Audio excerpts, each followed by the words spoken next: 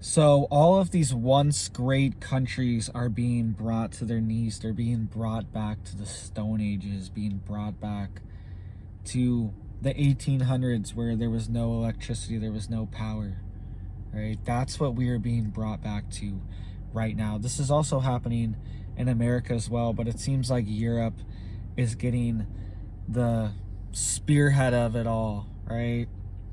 We're right behind them. We're getting hit too, but they're the one taking the direct hit in Europe from all this. All right, so massive things are happening, massive things are going on, especially in one of the two biggest countries, or two of the biggest countries in Europe, France and Germany. All right, we've been talking about them a lot, but they're the two biggest ones that are being really affected right now. All right, being devastated.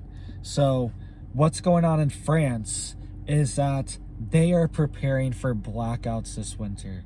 They are sending out text messages to people. They are getting all the alert systems ready. They have already taken over multiple different major energy companies, and they're controlling their voltage. They're controlling their output, their input. They're controlling it all and getting ready for massive blackouts this winter in France. All right, and this is happening in California as well too. In California, it's a little bit different. It's from heat, that's what they're saying, and it's overwhelming the power grid that way.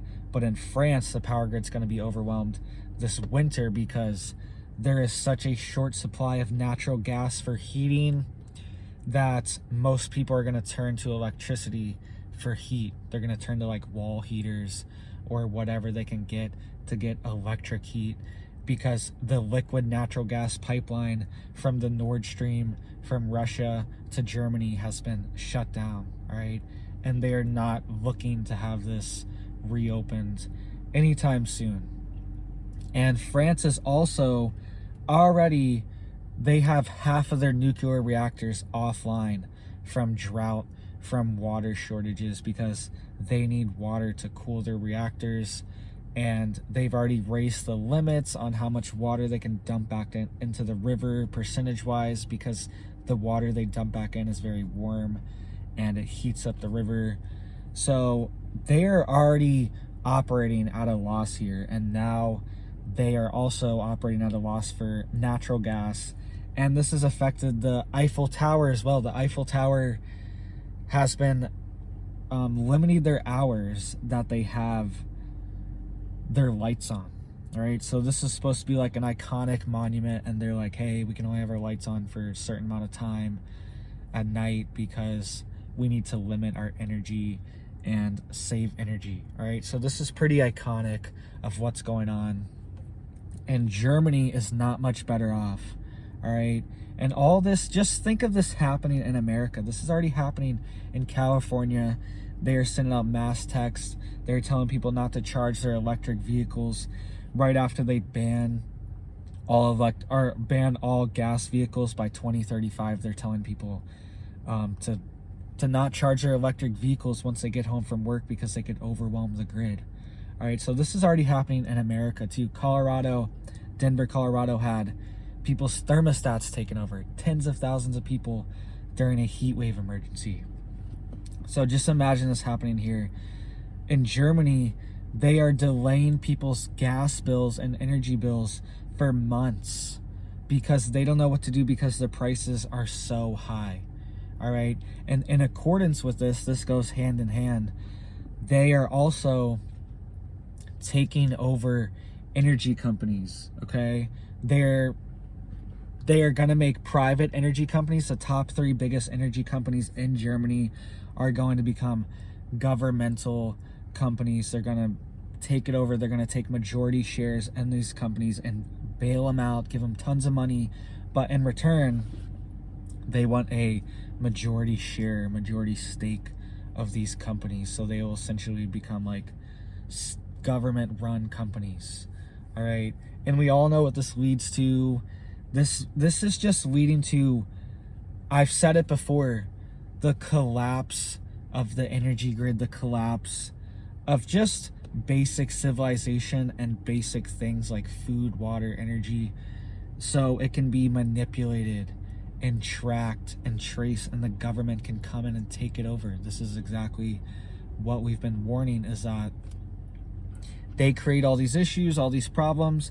Nobody can operate in these insane conditions that they create.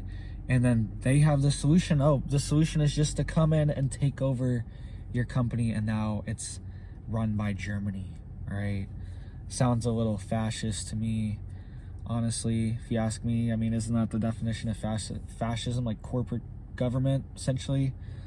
I don't know. There's a bunch of different theories and ideologies about all these different names and all that, but I'm just saying, it doesn't sound right to me that they should be doing this. And we know what this is leading to: everything being traced and tracked. The infrastructure is already there. You already have a smart meter on your house. All right, it already reads. It can interact with your fridge and your AC and your smart appliances and all this stuff. It can literally interact with it and tell you how much energy this specific appliance is using in your house. Right? The infrastructure is already there. So all it takes is just to flip a switch to say, hey, your coffee pot can only use X amount of kilowatt hours. Your refrigerator can only be on for X amount of hours. Your whatever, and they can track it if you're actually doing it. They can trace, hey, it was on for 12 hours. What's going on? Remember, we were talking about this Swedish law that passed, or not Swedish, Swiss. Sorry about that. I always get Switzerland and Sweden a little bit confused. Sorry about that. The Swiss law in Switzerland passed, and people can get up to 3 years in jail for turning their heat above 66 degrees Fahrenheit, 19 degrees Celsius. This is just outrageous, and they know. They'll be able to tell.